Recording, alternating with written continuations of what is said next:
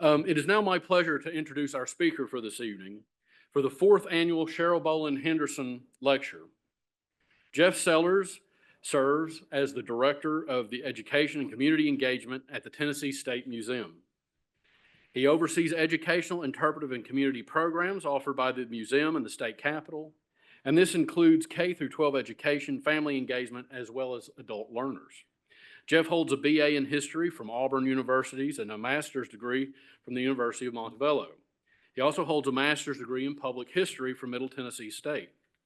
Before joining the museum's education department in 2005, Jeff served as a classroom history teacher and an interpretive ranger at the National Park Service. He has served on boards and committees of inter-museum councils in Nashville and Nashville Cemetery Association and the National Council of Public History. So I'd like to turn over to Jeff Sellers for tonight's lecture. Thank you all for your time.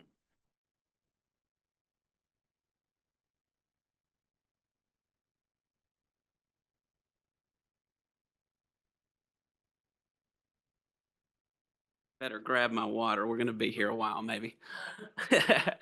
I would like to say what an honor it is to be here this evening. Oh yeah, let me get our first things first. Interrupted your flow. You can keep talking. That's okay.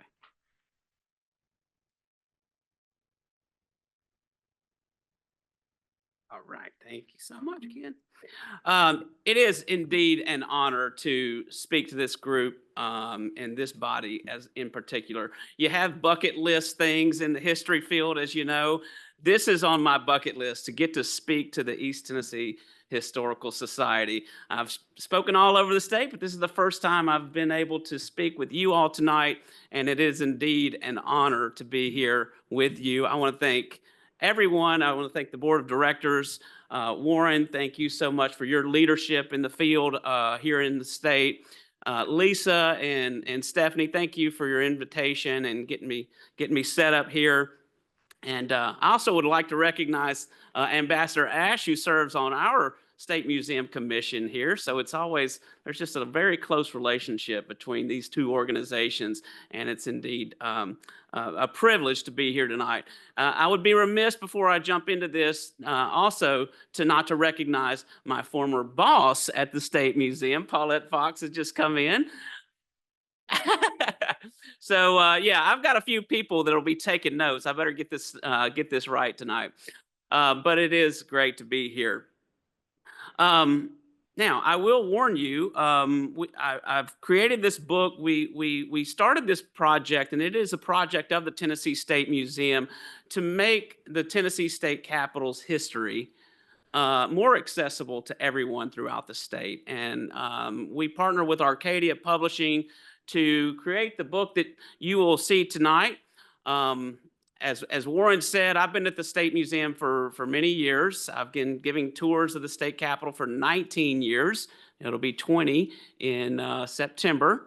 And I have to warn you, among my staff, I've been known to give the Gilligan's Island tour. Can you guess what the Gilligan's Island tour is? It's the 3-hour tour. I wasn't notified about how long I could speak, so I'll try to keep it to 2 hours. All right, I notice there's not many people laughing at that. So let's jump right in, and I'll give you a tour of the book. And I think if there's a theme for my talk tonight, it is, and I was telling Scott this earlier, it is that this is our building. You know, if there is one building throughout the state that we all have collective ownership of, it is our Tennessee State Capitol, and we should be very much proud of that and proud of the history that is there. And then the second theme I'll try to impart tonight is that it has taken generations of Tennesseans from the early 19th century all the way to right now today to preserve and to care for our building and to make it still a lasting civic seat of government that is in continual use today. So I have some slides. I will probably have to go through them quicker than I would like to, but I'll leave some time, hopefully at the end, before you all give me the hook here, and I'll answer some questions at the end. So let's just jump right in. This is the book. uh, and it just has seven chapters. There are 209 images in the book. And let me tell y'all, I didn't think I would be able to fill 200 images. Um, there's enough for 4 of these books with the amount of images out there on our Capitol building in different repositories, some here in Knoxville, some here or some back in Nashville, and even in some in private hands. So I was very excited to get to see some of these images that have never been seen before, and we'll take a look at some of those. It is very topical, kind of a chronology, but also a very topical thing. So we will kind of just take a little tour through each one of these chapters as we go. We have to begin with design and construction.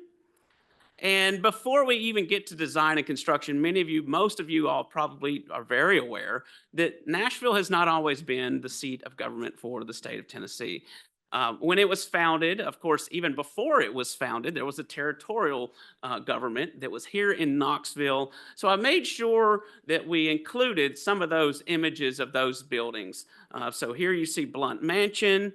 And then this next building here in Knoxville, many of you can probably tell me more than I know about this. I emailed your wonderful local historian, Jack Neely, about this image, and I said, tell me the story of this. I don't know. It says First State Capital of Tennessee. You can actually see it right there. Y'all see the sign there? And he sent me this fantastic email of all kinds of stories about it. But the bottom line is his conclusion, and I would go along with him, is that it's not for certain that this was indeed the first capital. This kind of story begins to crop up with this building around the 1870s or 1880s. Nevertheless, in 1812, the capital moves to Nashville, Tennessee, and it will move all over this city just as it had throughout the state. This is the Masonic Hall, which was the largest building in Nashville that could accommodate the General Assembly as well as office of the governor. And then this one was built in 1829. This was the first big major Davidson County courthouse. After it was built, it moved into this, and this building serviced both the Davidson County courthouse as well as the state capitol when the General Assembly met. And it will largely stay in this building up until 1845. Well, actually beyond that, through the construction of the building. Now, why does it become a permanent building? Why do we begin to build our Capitol building?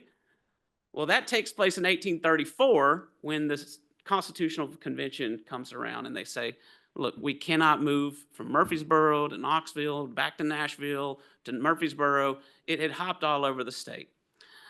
So that convention required it to have a permanent home. And by 1843, it gave them 10 years. It took them 10 years to decide where it would be. Nashville won out over Murfreesboro. Murfreesboro has a lot going for it. It's the center of the state. But nonetheless, Nashville has the Cumberland River flowing through it, as well as this beautiful hilltop, Capitol Hill, which it will become. These are the two people that are kind of the most notable people that we know for our design of our Capitol building. The man on your left is Samuel Morgan, very prominent merchant. He was a member of the Capitol Commission. This is him at about 43 years old, about the time that this Capitol Commission was formed. And it was formed, first of all, to find an architect. And this next gentleman here is the architect of our Capitol building. His name is William Strickland. Many of you probably know that name.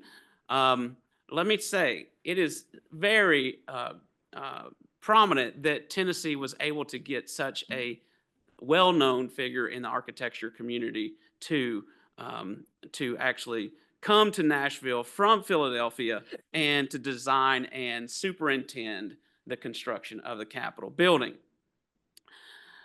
Strickland, as many of you know, will never see the building completed. He will budget the project to be about 3 years at a cost to the taxpayers of Tennessee of $300,000.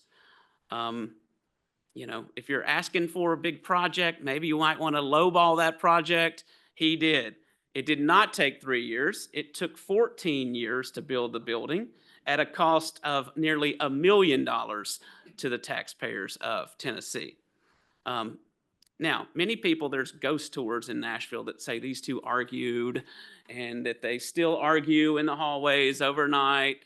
I've been at the Capitol many late nights. I've never heard any arguing going on. But no, the true story is these two really got along. If there was a contention, it was between Morgan having to go to the legislature over and over and try to get appropriation from them. He dies in 1854, and he asks the General Assembly, can I be entombed in my building? They grant him that honor, and he is buried in the northeast corner of the Capitol building. Not to be outdone, Samuel Morgan spends his entire 14 years remaining, entire rest of his life really working on the Capitol and its grounds. So by 1880, when he dies, what do you think his family wants to be done with Grandpa? Yeah, he gets the same honor, and he is buried in the south wall of the Capitol. A little point of note here, I recently, through researching this, realized they buried him in the walls of the Capitol building on Christmas Eve, 1881. Now, not only that, is that not surprising that they're not all celebrating Christmas like we would be, right? But that the legislature is in session on Christmas Eve. They stop what they're doing and they come down, and the governor gives the speech, and they have Mr. Morgan's funeral there. So I don't know, I found that interesting. Here is the first ever iteration of the state Capitol building, the way that many of us recognize it, not completely like it, but this was done in 1846 by a Philadelphia lithographer. And it's really, I think, meant to help Strickland sell the project. Look at this beautiful building that we will have. Now, also think of the context of this. This is 1845. You have Andrew Jackson has completed his presidency. You have James K. Polk, a Tennessean, now in the White House. And so a building like this is really necessary to reflect the prestige of the state of Tennessee on the national stage. This is a really interesting point that we really need to make, and one that we're trying to do better about, but that is the workers of the Capitol. The photograph there on the left is of the state penitentiary. Actually the resolution to design the Capitol building was stated in the title of the resolution to have state prisoners working on this project. And the idea would be that it would save taxpayer money rather than having free laborers working on the project. So the bulk of the quarry work of the limestone quarrying was done by state prisoners. For the longest time, we really didn't know much about them, but we're really digging into these records and finding more and more of these stories. It's really kind of cool to learn about. The pay sheet on the right there is, on your right, is from enslaved laborers. It is documented that enslaved labor was used on our state capitol in 1845 all the way at least until 1848 in a very large way, in a sort of a collection of laborers way, and then even trickling more and more throughout. So we want to give them recognition. This is not in the book, but this is a tribute to something I found on my last trip to Knoxville and my visit to the KMA. And I was so pleased with this. If any of you all are connected with the McClung, I will be coming to you all about this image because I love it. This is this is called the Marble Hollers by Lloyd Branson, 1890s. But it depicts what it would have looked like for these huge, giant limestone blocks to be dug out of the earth and hauled up to Capitol Hill one by one to get this building built. It would have been an amazing feat. You can see why it took 14 years to build. And this image is a fantastic one. It really shows you Capitol Hill and how the state capitol towered over the city of Nashville. You could see this building from miles and miles. 10 miles away, you would be able to see the Capitol building at any angle from the hinterlands. As you were coming in, traveling those roads from across the state, you would be able to see this. This is in Germantown, facing south towards Nashville. Incidentally, notice the two towers right here. Anybody know what that is? Familiar with downtown Nashville? That is the Downtown Presbyterian Church, or what would have been the first Presbyterian Church. And William Strickland designed that building as well. And except his design for that was Egyptian revival. And it's one of the best examples of Egyptian revival anywhere in the country. So he really built two masterpieces during his time in Nashville. The most recognized piece of the Capitol is our cupola. And this is actually a trophy from an actual monument in Athens, Greece. Strickland toured Europe. Of course, he toured Greece, and he saw this, and he will execute this actually before the Capitol at a building, the Merchants Exchange in Philadelphia. But you notice on top here, that is a tripod trophy, and the trophy is to the choral god Lysicrates. Now, it's kind of appropriate, Nashville, Music City. He gave the first kind of musical trophy to the city. I tell people it'd kind of be like having a Grammy or a CMA on top of our Capitol building. But hey, it fits in Music City. All right, now we come to the most tumultuous years in the life of our Capitol. The building was completed in 1859. By 1861, it is engulfed in war. It becomes the last Capitol in the Confederacy to leave the Union. And this is what is posted on the Confederate $20 bill. Now, why would they put the Capitol building on the $20 bill of the Confederacy? Well, the idea is that it's meant to show European nations, England, France, this is a modern society, this is a modern country, and this building gives them that example of that. Now, incidentally, this was not printed until fall of 1862, and by then the Capitol was back in Union hands at that time. So it really didn't play out the way that the Confederates had hoped it would. But it gives us our first chance to see photographs of the Capitol. The state capitol will fall to Union Army in February of 1862, and from that point through the Civil War, it will remain in federal Union-occupied hands. Here is a great image that you can see tent encampments. You can see the young sentinel right out here on the east steps. The Federal Army, of course, documents everything, and with the new technology of photography, they send a man named George Barnard along with the Army of the West to follow along and document federal installations. Is that sculpture? Yes, you noticed these, right? Yes, that's what I wanted to show here. These statues, everyone loves these statues. They're called Morning, Noon, and Night. And I'll park here for a second. This is Noon. They were made by Wood and Perot out of Philadelphia. Strickland uses all Philadelphia firms, as you might imagine. This is Noon, and he's holding his torch way above his head, right? This is morning, and she has a lamp that, an oil lamp that she is lighting.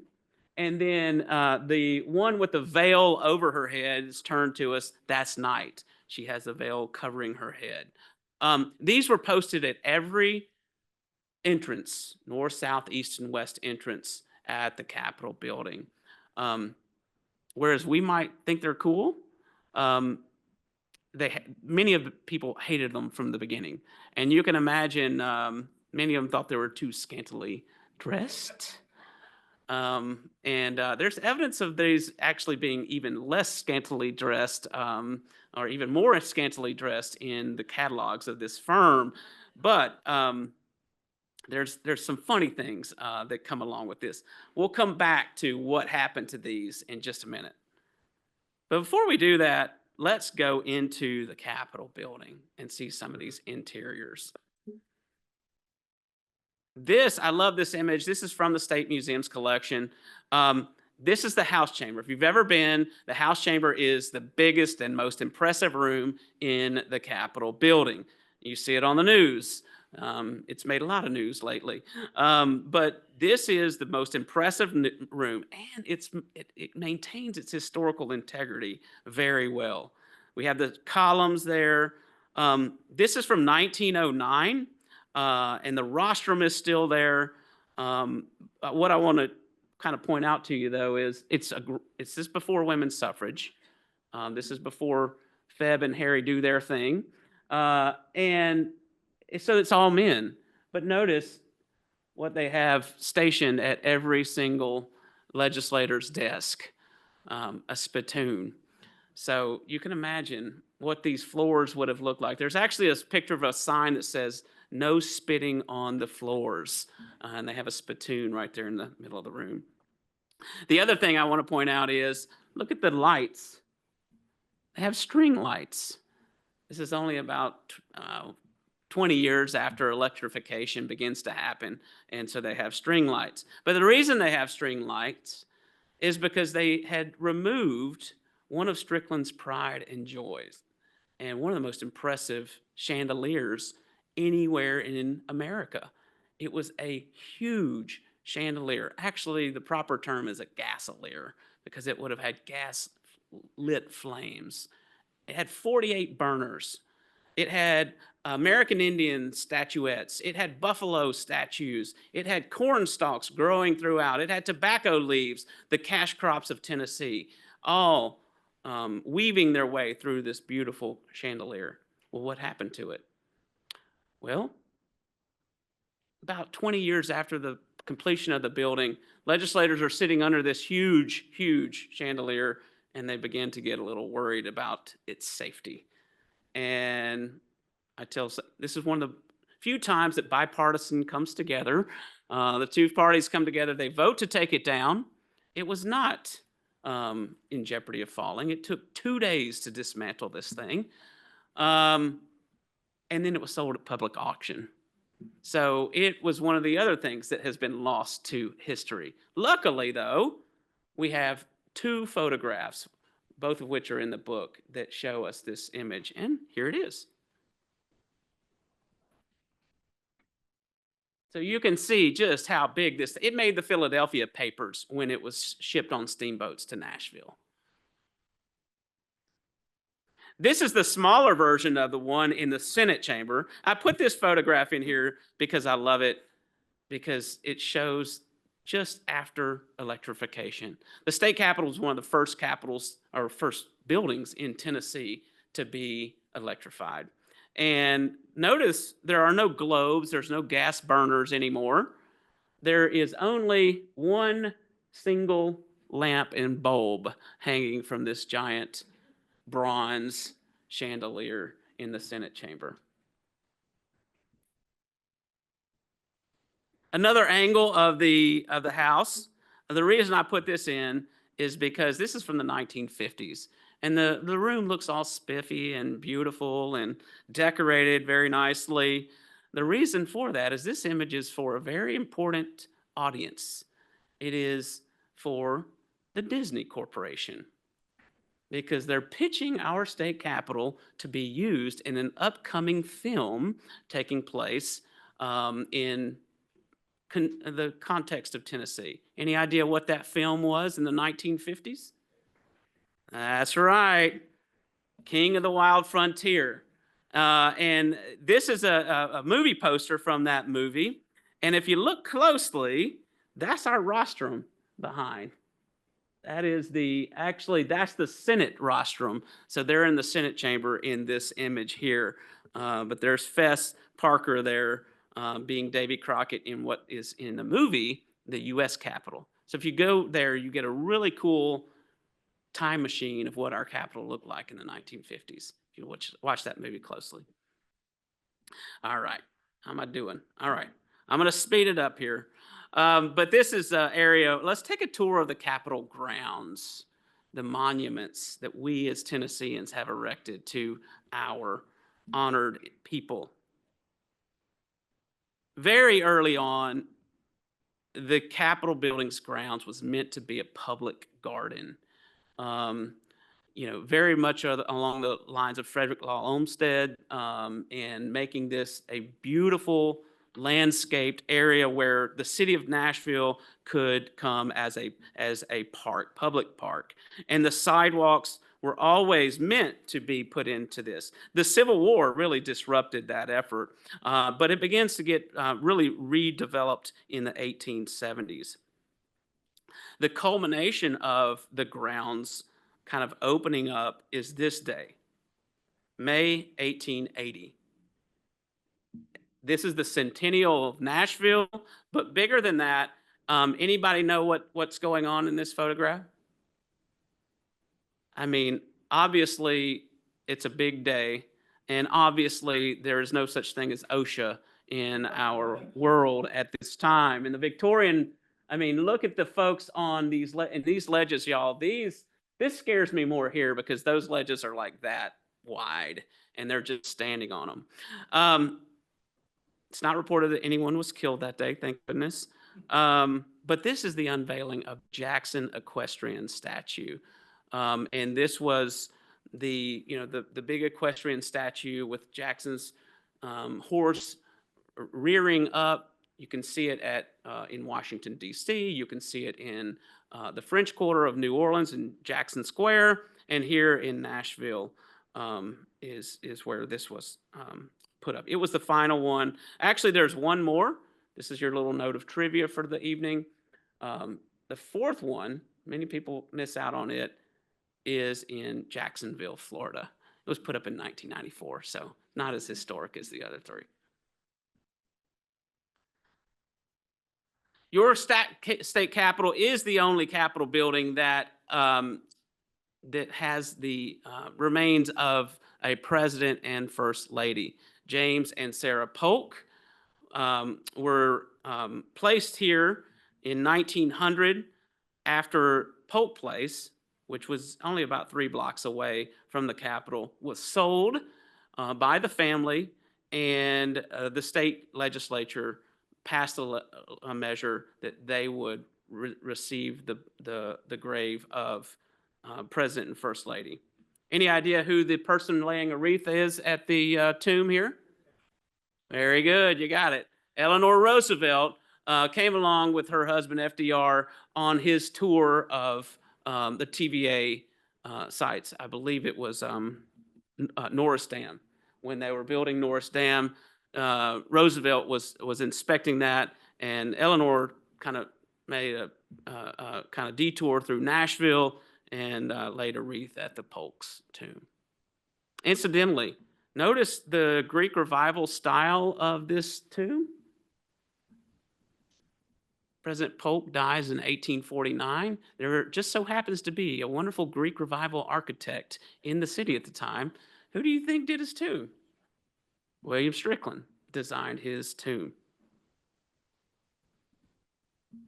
This is the Sam Davis Monument on the southwest corner of the Capitol building. And this is a photograph of the UDC on the date that it was unveiled here. I think 1909, if I'm right on that. These are Confederate veterans back in the background here. And then the last monument I want to show y'all is the Alvin C. York Monument. It was put up in 1968, this is a tribute to him. He died in 64, and the state legislature appropriated the funds to have this cast and placed on the southeast corner. This is Gracie, his wife, right here, and this is the sculptor, Felix de Weldon. Does that name ring a bell to anyone? I bet his masterpiece rings a bell. In Washington, D.C., at Arlington National Cemetery, there is the Marine Corps Memorial with the wonderful, the raising of the flag at Iwo Jima. That's de Weldon. So we're quite fortunate to have such a prominent sculptor there to do that. And this is a fabulous monument. It's beautiful. All right. I was talking to Scott earlier. This is where I really drive home the theme of it has taken generations of people to maintain our building, because in the 1930s, really through the 50s or early 50s, it was in jeopardy of every old building goes through this. Should we tear it down or should we renovate? And the same thing began to be thought of with this. So here's our Capitol building in the 1930s. You can see the kind of the darker tones of it, but when they built it, that limestone, Nashville limestone, is very porous. And if you've ever sort of touched an old limestone, you can almost feel the grit and grain come off of it. By the 1950s, this building was disintegrating. And you can see, look at the capitals of these columns. Look at the entablature. People would be walking around and the giant thing would fall off and crumble to the ground. It became dangerous. The question becomes, well, what do we need to do? We're going to spend millions of dollars renovating it, restoring it, or should we just build a new Capitol? This is the point in time when a lot of states will say, we're going to build a new modern facility. Tennessee says no. The state legislature invests. 3 different general assemblies will appropriate millions of dollars to restore our beautiful building. Now, that is the cupola. Remember the tripod I showed you earlier? That's the tower, the finial to the tower. They maintained almost everything. Very meticulous, wonderful restoration job from 1956 to 1959. The one thing they did not keep was the statues. There is a newspaper article from the 60s, and they said, asked the state architect, why didn't you keep the statues? And he said, well, they were all rusted out, and they really weren't, and they really never did fit in. So the 1950s sensibilities just did not want to have those statues still on the ground. So what happened to them? They got hauled off to the dump. And so they're off buried somewhere in Nashville. I think I know basically the area they're in. So anyway, I want to find someone who's with me to get some ground penetrating radar out there. One of these survives. One of them survives. One legislator said, if you're throwing those things away, I'm taking it back to my farm. And he kept it. He kept it. Thank goodness he kept it, because it's still out there. You can, well, it's on private property, but thankfully it survives. It's a Knight. It's in down around Tullahoma. She's known as the Lady of the Falls. You can Google her, and you can see her in her natural setting. It's beautiful. She's next to a waterfall. Here we go. This is just some pictures of the restoration. Again, OSHA not around. This is the Motlow Tunnel that was being built. About 70% of the exterior stone was removed and replaced with Indiana limestone in the 50s. This is an odd look of the Capitol building. This is when they're replacing the finial there. The columns are all gone to the south portico. as well as the entablature. But nonetheless, here it is, the final look of it in 1961. And largely, this is what our Capitol looks like today. The parking lot, the Motlow Tunnel, although we're undergoing huge renovations once again. This is what they did a really good job. And then the final two chapters are really quick, but the Capitol neighborhood, Capitol Hill neighborhood. The Capitol will transform, really, Nashville. Yeah, the Broadway does its things. The honky tonks does its thing. It brought the pedal taverns and the bachelorette parties. But the Capitol will transform the downtown core, especially the area for which it was touching. Look at these Victorian houses. This is south of town. These were all really built up in the wake of the construction of the Capitol. This right here is the Campbell House. It was on top of Capitol Hill before the Capitol was constructed. George Washington Campbell sold his hilltop, moved his house just block by block, brick by brick, to this space just across the street. This is the governor's mansion right here. All of this will be torn down by the early 1900s, really by about 1920. And it will be replaced with this. This is the same kind of view. That's the War Memorial Building, constructed in 1925. That's the Hermitage Hotel right here. It's just still there, and one of the most beautiful hotels in the state. This is the the west side of the Capitol, which really was one of the earliest African-American neighborhoods in our city. They had taken refuge there during the Civil War. When the Federal Army occupied the building, many of those freed slaves came into that area and settled that area. And it was, as you see, a very poor, poverty-stricken area. In 1951, Nashville and the state partnered to apply for the very first federal grant of redevelopment. And this is an example of that. This is the north side of the Capitol, 1953. And check out the 7 years later. So many of these old houses were torn down. The neighborhood was relocated. And this is James Robertson Parkway today, where the Bicentennial Mall and now the Tennessee State Museum is located. Lastly, and this is kind of where I wanted to end our book and the story of the Capitol is, it is really our house. And this is where I hope that you will have a vested interest in. But it is not just a place of government, but it is a place where we collectively come to celebrate, we come to mourn, we come to gather, make our voices heard. This is an example of Governor Bates' funeral in 1905. Here's the World War I doughboys returning home from France along Capitol Hill, Parkway. It's also a place for promotion and publicity. This is a local car dealer in about 1913. And notice in the center of the photograph, right here, there's a Ford Runabout. And this car dealer had put in the paper for 2 weeks in advance, my Ford Runabouts are so strong they can make it all the way up Capitol Hill and beyond. And come out on this day and check it out, and you'll see for yourself.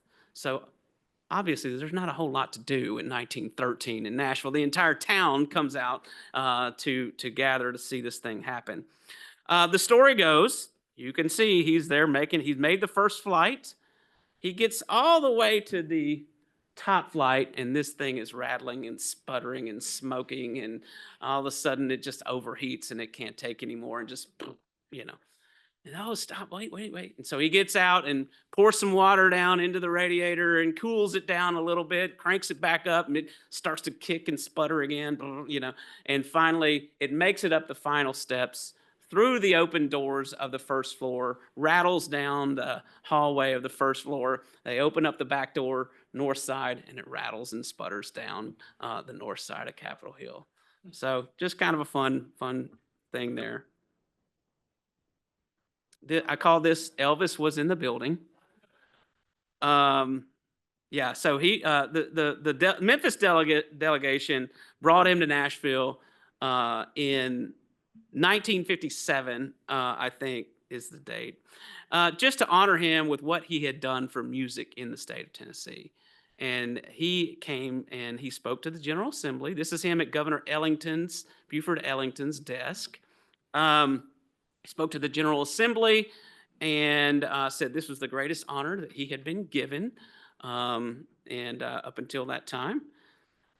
It's kind of a funny story. This woman here is Anne Ellington, the daughter, the college-age daughter of Governor Ellington. And she gives a fantastic oral history of this event. Apparently, Elvis took a shine to her. And he invited her along with him when he went upstairs. She said, "I don't think I'm supposed to go. You come with me. You're with me. I need you there. I'm nervous." And so they actually went on a couple of dates after this. And she watched him record at Studio A. Yeah, it's kind of an interesting story. Finally, this is one near and dear to my heart. And this is what we do on a daily basis here at the state capitol building. My team, Paulette, for years, we give capitol tours every single day, Monday through Friday, and it's about teaching the next generation of Tennesseans their civic responsibility. And it's just a great hands-on way for them to get to see government in action. It's the most direct way that they can see it happening. And students have been coming since the 1800s. To the Capitol building. So it continues today. And then the last one, this is where I'll end, is one of my favorite images. It is in the State Museum's collection, but it reminds us that it is where we send our representatives and our government officials. And it is the important place where they legislate for us. And this is a photograph taken in 2011. It is taken at the inauguration of Governor Haslam. There they are. This is the most governors that have ever been photographed together in one place at one time. As you can see, y'all know who they all are. But unfortunately, Governor McWhirter would pass away about a month after this photograph was taken. But I thought it was a fitting tribute to close out the book. And so it's a great trip through the state capitol, from the architecture to the people to the grounds to the interiors. And it's just a pleasure and it's a joy to have to be able to make my career sharing this wonderful history with the people that it belongs to. So I want to, again, thank you all so much. It's an honor to be here.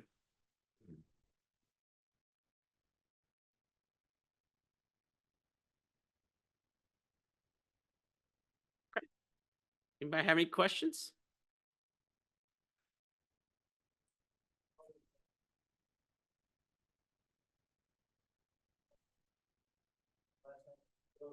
That's all removed. It's now gone back to a rough surface. You know anything about? You mean the floors or the walls, or? Yeah. Yeah, so the 1980s was another major, that was big interior space. The house was redone, the Supreme Court, first floor. It was replaced in the 1950s with marble instead of limestone. So a lot of those floors were marble floors. Some of them are limestone, but they probably hadn't been shined in a while. But they have been now, really kind of cleaned and shined quite a bit. Great question. I'm just curious, so the tours you're giving, are there any sort of memorials or markers, or here is where Harry Byrne cast his deciding vote sort of thing, or here is where Lamar Alexander seized power? Is there anything like that? Well, there's no, I know what you're kind of getting at is there like those, there's monuments all over, memorials all over, but they're more to like, you know, organizations and people, not like events at the Capitol. Harry Burns' place at the Capitol is thought to be on the upper left side, but there's nothing there to mark where that happened. Yeah, it's a great question. And let me tell you, people from out of state, boy, they love the Harry Burns. That's the winning story right there, is the Harry Burns. And well, and Feb, I tell them, I said, you know, it's always good to follow the advice of your mama, as we say in the South, you know. Yes, sir. The predators are named after, or took that name because there was a saber-toothed tiger during the building of the Capitol. Do you know if there's any truth to that? Well, sort of. That's just where those stories sort of meld and form into each other. Yes, the predators are named after the discovery of a saber-toothed smilodon fragments, and yes, there was a giant fang among those fragments. But that was not during the construction of the Capitol. It was during the excavation of a bank building just off of the public square. Yeah. We'll take it, right? The Capitol's got enough great stories. All right. Well, thank you all again so much. It's an honor to be here.